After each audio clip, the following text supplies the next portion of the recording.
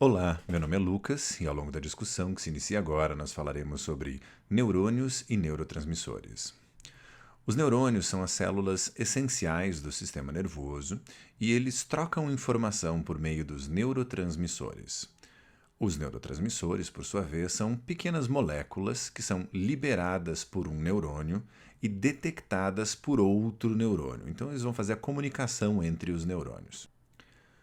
Os neurônios costumam ser divididos em três grandes partes. Primeiro, nós temos os dendritos. Eles são muitos para cada neurônio e têm como papel principal receber informação dos outros neurônios. É a entrada de informação. Nós temos também o corpo, ou soma neuronal. É apenas um para cada neurônio, é o corpo da própria célula, que tem várias funções. Uma delas é processar a informação que está sendo recebida nos dendritos. E por fim, nós temos o axônio. É um para cada neurônio, e esse axônio ele pode ter várias ramificações e vai ser responsável por enviar informação para os outros neurônios. Então, de maneira simples, nós temos entrada de informação nos dendritos, o processamento da informação no corpo e o envio dessa informação para outros neurônios por meio do axônio. Então, utilizando o conjunto de dendritos e axônios, os neurônios eles se organizam em redes para trocar informação. Cada neurônio recebe informação de vários outros neurônios e envia informação para outros tantos neurônios ainda. O ponto de contato entre os neurônios são as sinapses. As sinapses vão ser então o local onde vai ocorrer essa troca de informação. Um neurônio vai mandar informação por meio do final de um axônio e outro neurônio vai receber essa informação por meio, frequentemente, de um dendrito. E a informação em si, ela é trocada por meio dos neurotransmissores. Os neurotransmissores, eles são muitos. Nós temos pelo menos dezenas de neurotransmissores, mas o número real deve estar na faixa de centenas. Muitos ainda não foram descobertos. Nós discutiremos nessa apresentação 7 sistemas de neurotransmissores: glutamato, GABA, anandamida, acetilcolina, dopamina, a dupla noradrenalina e adrenalina, que nós contaremos como um único sistema, e serotonina. Eu gosto de organizar esses neurotransmissores em alguns grupos. Nós temos um trio básico, glutamato, GABA e anandamida, que são os neurotransmissores mais importantes para o funcionamento do sistema nervoso central.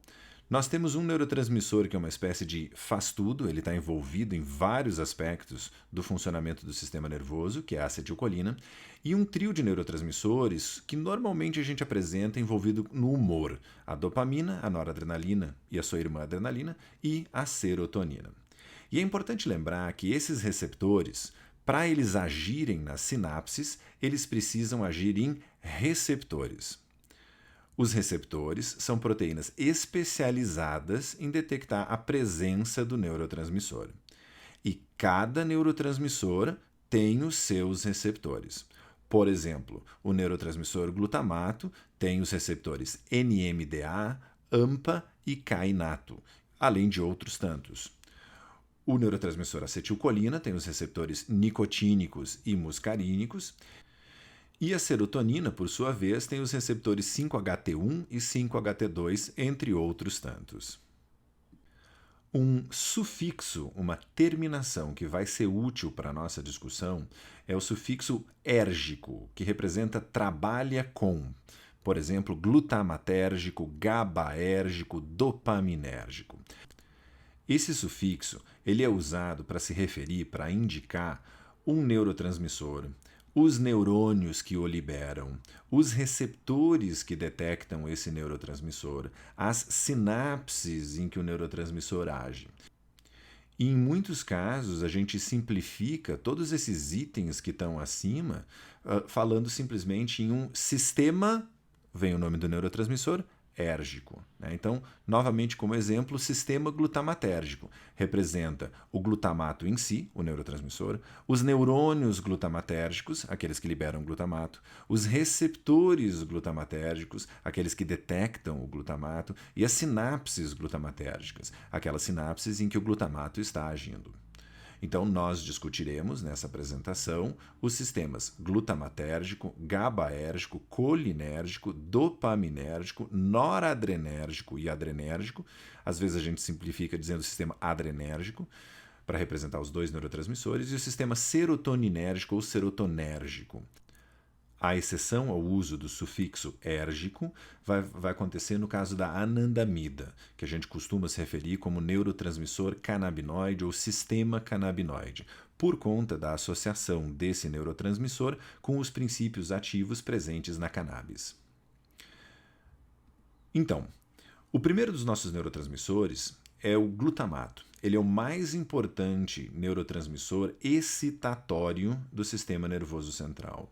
É ele que liga os neurônios. Quando a gente precisa ativar um neurônio, em quase todos os casos, o neurotransmissor que vai estar presente, que vai estar agindo, vai ser o glutamato.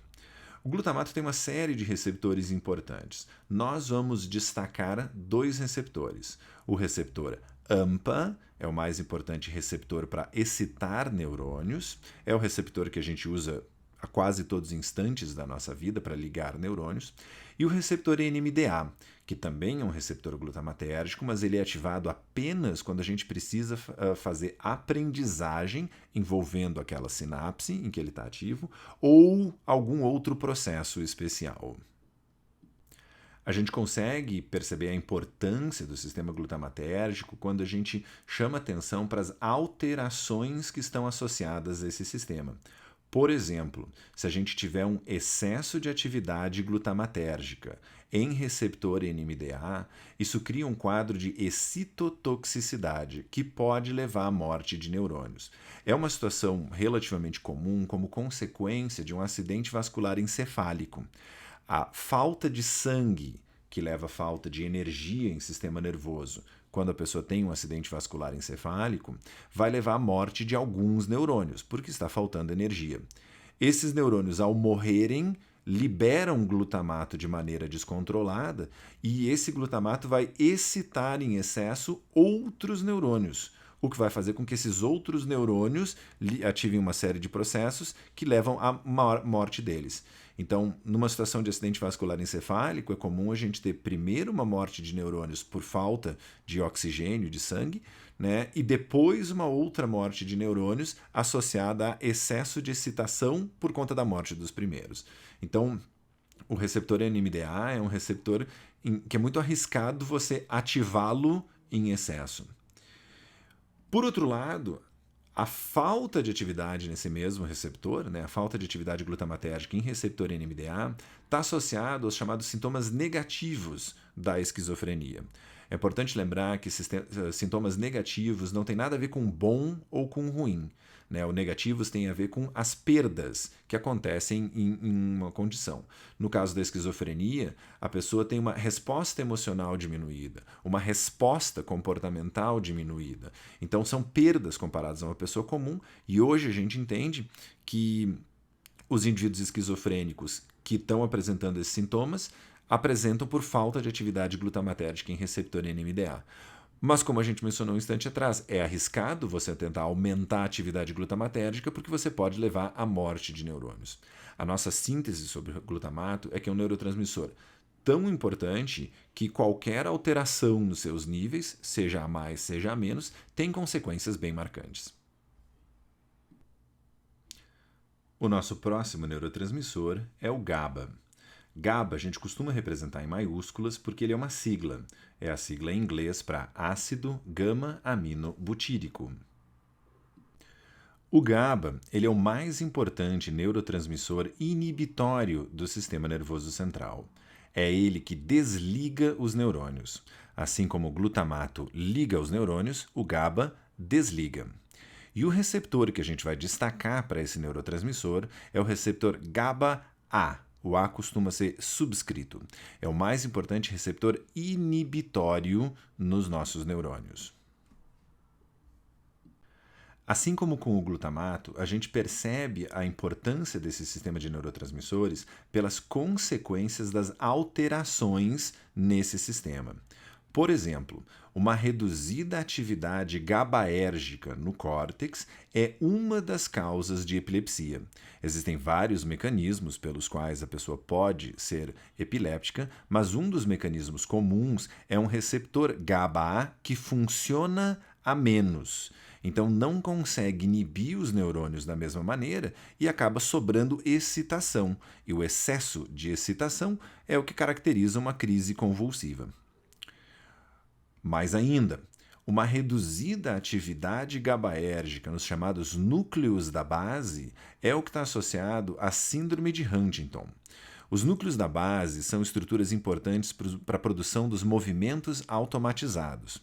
E na síndrome de Huntington, que é uma doença de origem genética, a pessoa tem a morte dos neurônios GABAérgicos. Os neurônios que produzem GABA vão morrendo, especificamente nessa região que são os núcleos da base.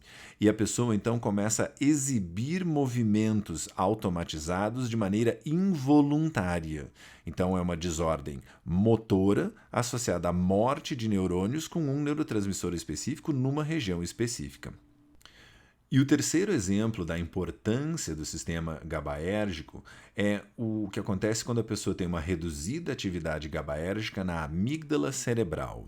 A amígdala cerebral é a estrutura de sistema nervoso importante para os sentimentos, para a gente saber que emoção a gente está sentindo. E a emoção na qual ela é mais especializada é o medo.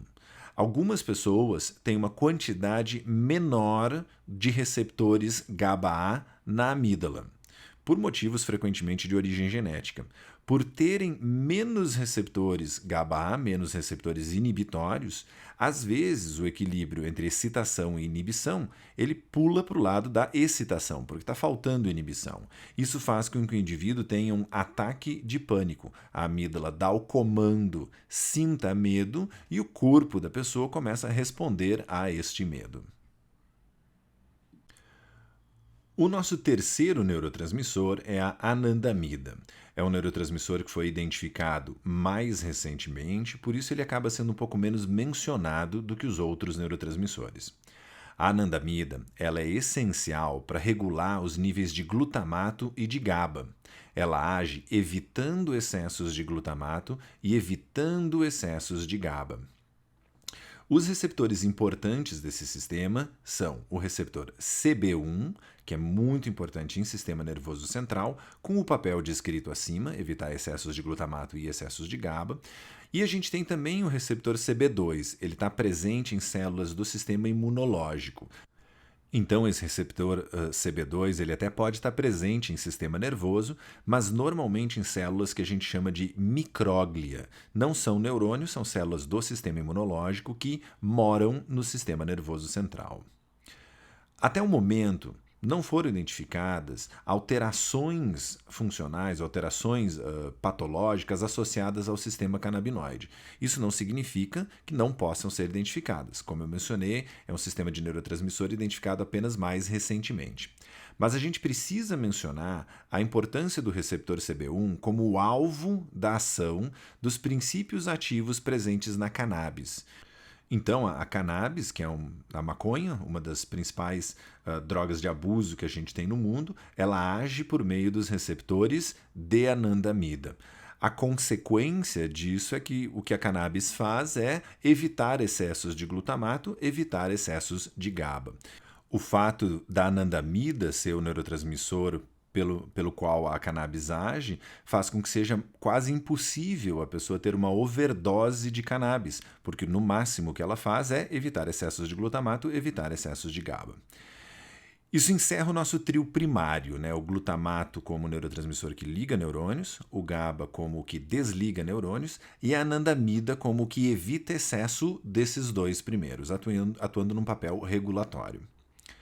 O nosso quarto neurotransmissor na lista é a acetilcolina.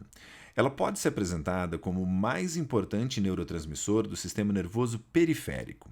O sistema nervoso periférico se refere aos nervos que vão para todas as partes do nosso corpo. Então, por exemplo, é a acetilcolina que manda os nossos músculos contraírem. Qualquer movimento que a gente faça depende de acetilcolina agindo naqueles músculos. A acetilcolina também controla a maior parte das nossas vísceras. Então, qualquer movimento do sistema digestório, por exemplo, é a acetilcolina que está organizando esse movimento. Mas a acetilcolina ela também é importante no funcionamento do sistema nervoso central. No sistema nervoso central, ela está envolvida, por exemplo, em algumas das funções de memória e também na sustentação da atenção. Os receptores importantes para a acetilcolina são os receptores nicotínicos, que de maneira simples a gente apresenta como importantes para a contração muscular, e os receptores muscarínicos, que são importantes para a movimentação das vísceras. A gente tem algumas alterações importantes nesse sistema de neurotransmissores. Por exemplo, algumas pessoas, o sistema imunológico começa a atacar os receptores nicotínicos. É uma doença autoimune, em que o sistema imunológico começa a atacar o próprio corpo. Então, nesse caso, as pessoas têm uma reduzida atividade colinérgica por ataque do sistema imunológico aos receptores nicotínicos. Esse é o quadro que a gente chama de miastenia grave, em que a pessoa começa a ter dificuldade para contrair certos músculos. Frequentemente, um dos primeiros indícios de miastenia graves é uma dificuldade em manter os olhos abertos, porque a musculatura que ergue a pálpebra começa a não funcionar da maneira esperada. E outra alteração importante envolvida a acetilcolina é a doença de Alzheimer. A gente sabe que um dos mecanismos iniciais envolvidos na doença de Alzheimer é a morte dos neurônios colinérgicos, em regiões específicas do sistema nervoso central. Mas essa falta de acetilcolina, porque estão morrendo os neurônios que produzem acetilcolina no sistema nervoso central, vai estar associada aos sintomas iniciais do Alzheimer. A dificuldade em manter o foco, uma certa apatia e a dificuldade de memória que caracteriza o Alzheimer. Boa parte das intervenções farmacológicas, os remédios, como se diz popularmente, para tentar minimizar os sintomas do Alzheimer, são drogas, são fármacos que tentam aumentar a disponibilidade, ou seja, a quantidade disponível de acetilcolina no cérebro da pessoa com Alzheimer. Mas eles apenas minimizam um pouco os sintomas iniciais e eles não controlam a morte dos neurônios. Então, apesar deles minimizarem os sintomas iniciais de Alzheimer, o sujeito continua, infelizmente, em declínio cognitivo.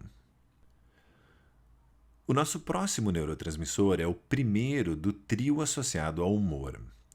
A dopamina é um neurotransmissor com várias funções no sistema nervoso central. Numa estrutura chamada núcleo accumbente, a dopamina ela é necessária para a gente ter motivação.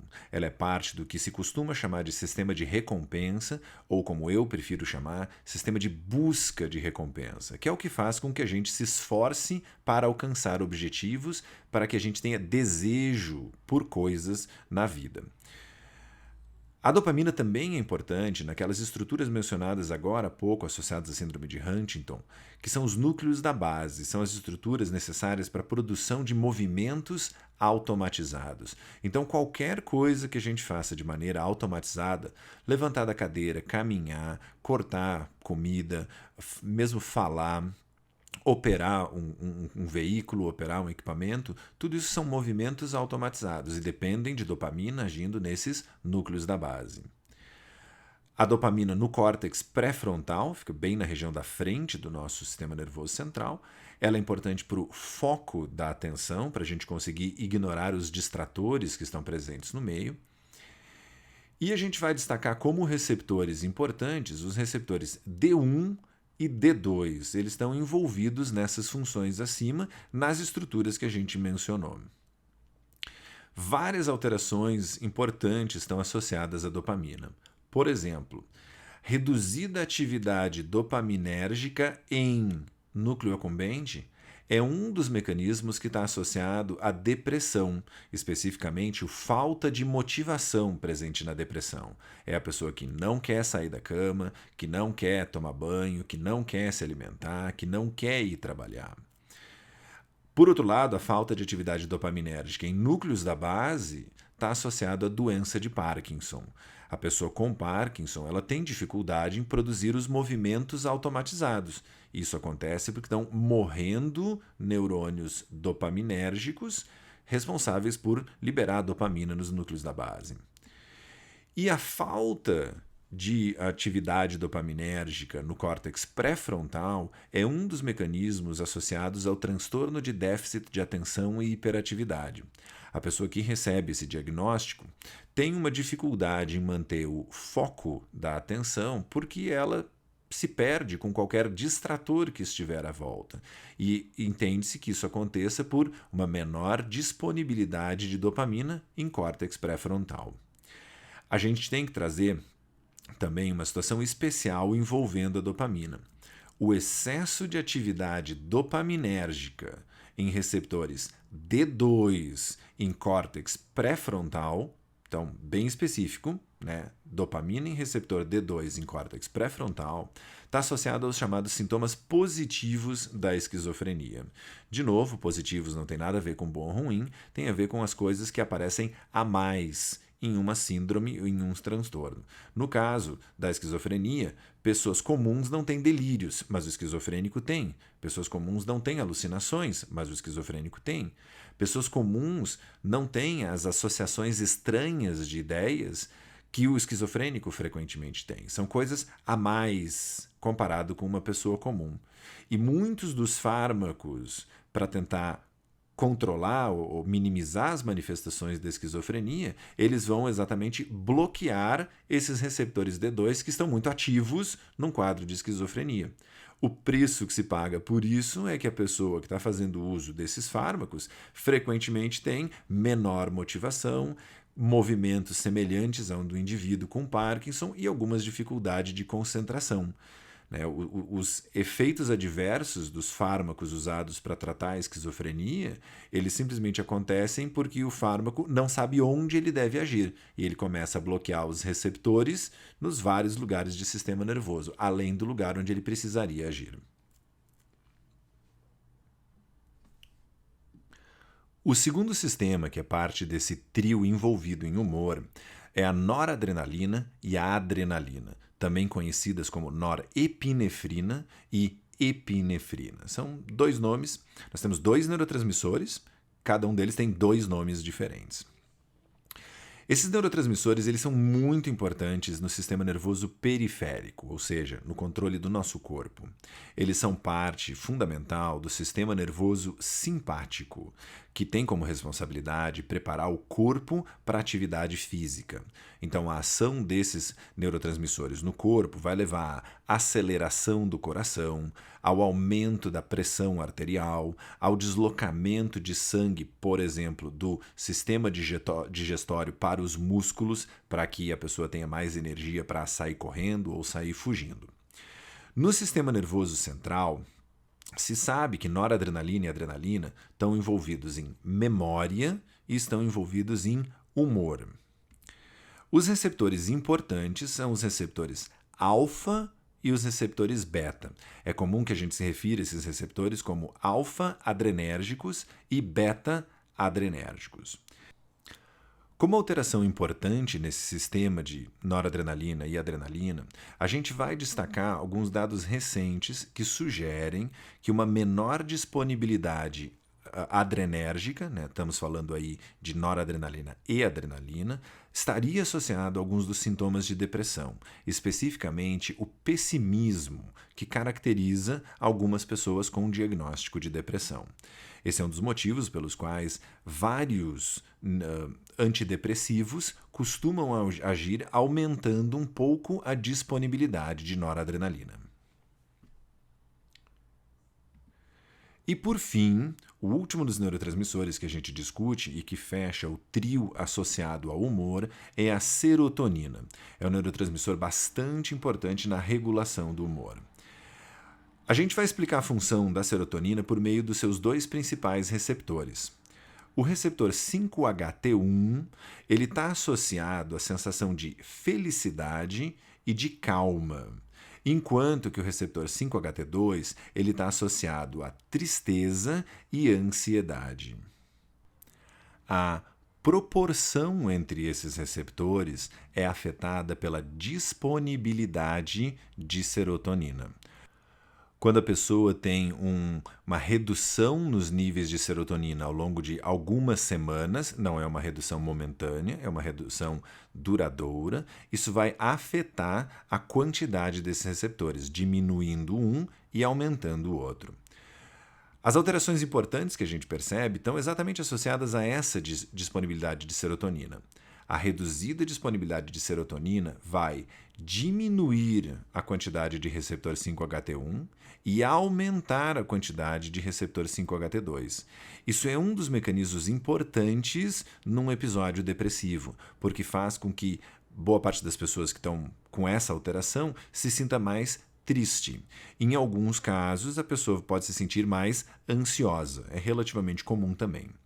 Por outro lado, um excesso na disponibilidade de serotonina vai fazer com que aumente a quantidade do receptor 5-HT1 e diminua a quantidade do receptor 5-HT2. Isso costuma acontecer em quadros de mania, né? Formalmente um episódio maníaco associado a um transtorno bipolar, em que o indivíduo se sente muito bem, muito feliz e muito capaz. Para o nosso funcionamento saudável, a gente precisa de um equilíbrio entre esses dois receptores de serotonina, porque a gente precisa ser capaz de sentir felicidade e calma em certos momentos e também precisa ser capaz de sentir tristeza e ansiedade ou preocupação em outros momentos. Numa situação em que a pessoa esteja com uma reduzida disponibilidade de serotonina e num quadro de depressão, né, então pouco receptor 5-HT1, muito receptor 5-HT2, é comum que a pessoa faça uso de antidepressivos. Boa parte dos antidepressivos, o que eles fazem é aumentar a disponibilidade de serotonina, de maneira que lentamente o corpo ajuste a proporção entre esses receptores. Esse processo de ajuste demora entre 3 e 4 semanas, e é o motivo pelo qual boa parte dos antidepressivos demora perto de 1 mês para ter o seu efeito completo.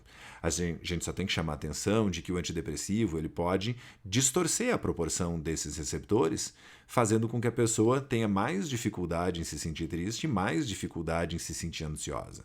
Como eu mencionei um instante atrás, a gente precisa ter um equilíbrio entre esses dois receptores. Então, a serotonina, ela finaliza esse trio envolvido em humor, né? A dopamina, com seu papel importante em motivação, a noradrenalina e a adrenalina, com essas associações recentes com o pessimismo, e a serotonina, nesse papel importante de regular o equilíbrio entre que emoções a gente sente. A nossa síntese geral é que o sistema nervoso ele é formado por bilhões de neurônios, que se comunicam por meio de sinapses, onde agem os neurotransmissores. Neurotransmissores diferentes, eles têm papéis diferentes. 3 deles, como a gente apresentou, são responsáveis pelo funcionamento básico, né? O glutamato liga neurônios, o GABA desliga neurônios e a anandamida regula esses 2 primeiros. A acetilcolina tem um papel fundamental em sistema nervoso periférico, mas é importante para várias funções em sistema nervoso central. E a gente tem outros 3 neurotransmissores que são responsáveis pelo controle de humor: dopamina, noradrenalina e adrenalina e serotonina.